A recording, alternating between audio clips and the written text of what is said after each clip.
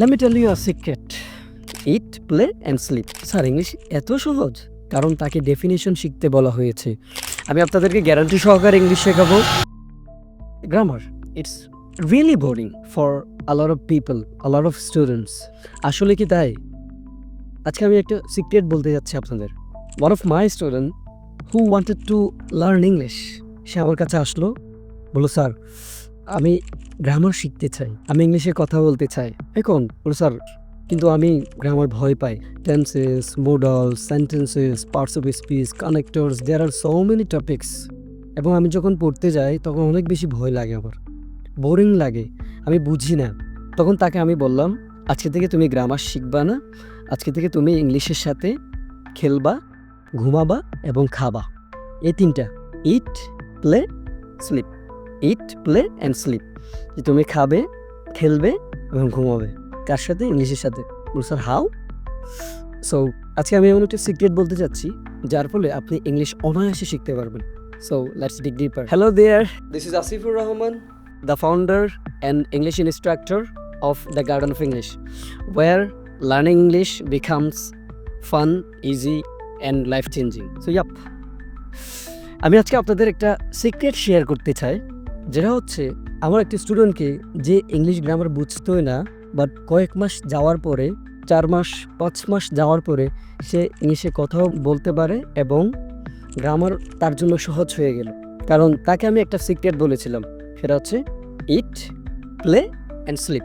It, play and sleep. Eat, play and sleep. আমি তাকে বললাম তুমি আজ থেকে ইংলিশের সাথে ইংলিশ খাবে, ইংলিশের সাথে খেলবে এবং ইংলিশের সাথে ঘুমাবে। Sir how? ওকে, তাকে জাস্ট বললাম তুমি যে প্রত্যেক দিন করো এরকম 5টা ওয়ার্ড আজকে কি বাসায় গিয়ে লিখবা, শুধুমাত্র 5টি সেন্টেন্সেস লিখবা। আজকে বাসায় গিয়ে দৈনন্দিন ব্যবহার করো এরকম 5টা সেন্টেন্স বাসায় গিয়ে খাতার মধ্যে লিখবা। তখন যে বলা সেই করা, সে বাসায় গেল, গিয়ে তার হ্যাবিচুয়াল 5টা সেন্টেন্স লিখলো।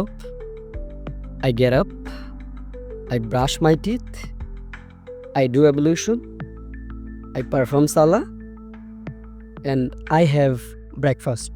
সে এই 5টা সেন্টেন্স লিখলো এবং কয়েকবার পড়লো। আমি তাকে বলেছিলাম তুমি এর একটা নাম দিবা, নামটা হচ্ছে পিএস। আর পিএস মানে হচ্ছে প্রেজেন্ট সিম্পল, যা তাকে বলি নাই, বলেছিলাম যে জাস্ট তুমি একটা নাম দিবা, এটা হচ্ছে পিএস। পরের দিন সে আসলো, বলছে আমি এটা তো শিখেছি, আমি এটা তো বলতে পারি, বুঝি। বলছে এগুলো তুমি কখন ইউজ করবা, এই সেন্টেন্সগুলো তুমি কখন ইউজ করো?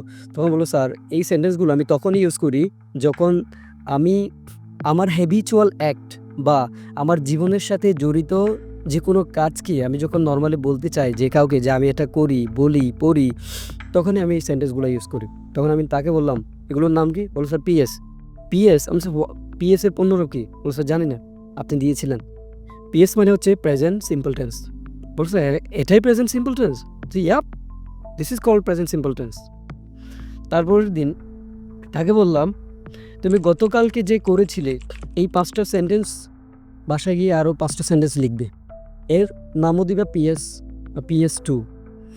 তখন সে বাসায় গিয়ে গতকালকে যেটা করেছিল, আই গেট আপকে গট আপ করে দিল, I got up, I brushed my teeth করলো, তারপরে I did ablution, I performed salah and I had breakfast. তারপর দিন শিখে আসলো, স্যার এগুলো তো আমি বলতে পারি। আমি এগুলো কখন বলো? বলে স্যার যখন আমি কোনো কাজ শেষ করি তখন আমি এই ধরনের সেন্টেন্সগুলো ইউজ করি। আমি এখানে যে verb got up, brushed, perform, did, এগুলো হচ্ছে V2 ভার্বের 4 থেকে 5টা ফর্ম আছে, আর এটা হচ্ছে V2 যা পাস্ট ফর্ম বলা হয়। বলে স্যার ঠিক আছে। তারপরের দিন তাকে আরেকটা কাজ দিলাম যে ফিউচারে তুমি কিভাবে কথা বলবে বা সামনের দিনে তুমি যেই কাজগুলো করবে তার 5টি সেন্টেন্স দিবে। তারপর বাসায় গেল, আমি তাকে নিয়মটা বলে দিলাম, সে 5টা সেন্টেন্স লিখলো। I will get up, I will brush, I will do ablution, I will perform salah, I will have breakfast. সে 5টা শিখে চলে আসলো। তারপরে এখন আমি বললাম এবার বলো তোমার ডেইলি রুটিনটা বলো। সহজভাবে সে বলে দিচ্ছে। বললাম গতকালকে কী করেছিল সেগুলো বলো, সহজভাবে বলতে পারছে। তারপরে বলেছিলাম তুমি আগামীকাল কী করবে, সহজভাবে বলেছে। Then I said these are called tenses, এগুলোকেই টেন্স বলা হয়। তুমি বর্তমানে যেটা বলছো সেটা হচ্ছে প্রেজেন্ট সিম্পল টেন্স, আগে যেটা শেষ করেছো সেটা হচ্ছে সিম্পল পাস্ট টেন্স, আর সামনে যেটা করবা সিম্পল ফিউচার। তো স্যার ইংলিশ এত সহজ? Yup, English is so easy, English is a piece of cake. কিন্তু তোমাকে জানতে হবে তুমি কোথায় কোন কনটেক্সটে কীভাবে ইউজ করছো বা শিখছো। আমি যদি তাকে বলতাম যাও বাবা তুমি এটা শিখে আসো, ডেফিনেশনটা শিখে আসো, প্রেজেন্ট ডিফিনিট টেন্স, বর্তমান সময়ে কোনো কাজ হলেই অভ্যাসগত ব্লা ব্লা ব্লা ব্লা, তখন বলতো স্যার ইংলিশ ইজ বোরিং, আমি শিখতে পারি না, মুখস্থ থাকে না, বুঝি না। কারণ তাকে ডেফিনেশন শিখতে বলা হয়েছে। তাকে ইংলিশ যে একটা ভাষা, একটা ল্যাঙ্গুয়েজ, কোন কনটেক্সটে কোন ধরনের সেন্টেন্স বা টপিকসগুলো গ্রামারগুলো ইউজ করবে তা শেখানো হয় নাই, সেজন্য তার কাছে কঠিন মনে হয়েছে। এরপরে সে আস্তে আস্তে সে পার্টস অফ স্পিচ শিখলো, সেন্টেন্সেস শিখলো, সব কিছু একদম নর্মালি জীবনের সাথে কানেক্ট করে সবগুলো বিষয় শিখে ফেললো, এবং 6 মাস পরে সে ইংলিশে সুন্দর কথা বলতে পারে এবং গ্রামারটা তার কাছে একদম সহজ হয়ে গেছে। So if you want to start your journey you could start with us. আপনিও চাইলে আমাদের সাথে স্টার্ট করতে পারেন। আমি আপনাদেরকে গ্যারান্টি সহকারে ইংলিশ শেখাবো, যা গ্রামার আপনাদের জন্য অনেক সহজ হয়ে যাবে। আমরা শুধু গ্রামার শেখাই না, আমরা আপনার জীবনকে সহজ করতে চাই। যাদের জীবনের সাথে ইংলিশ জড়িত তাদের জীবনটাকে সহজ করতেই দ্য গার্ডেন অফ ইংলিশ। এটা এমন একটা প্রতিষ্ঠান যেখানে আপনাকে দিবে আত্মবিশ্বাস, যেখানে আপনার জীবন করবে সহজ। সো আমাদের সাথে থাকুন।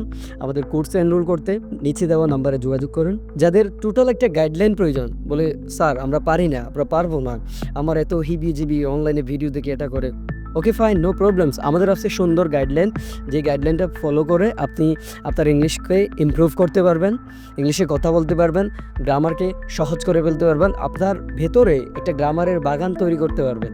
সো আমাদের কোর্সে এনরোল করতে এবং আপনার জীবনকে সহজ করতে, আপনার লাইফে ইংলিশটাকে শ্রেষ্ঠ এবং সহজতর করতে দ্য গার্ডেন অফ ইংলিশে নিচে দেওয়া নাম্বারে যোগাযোগ করুন।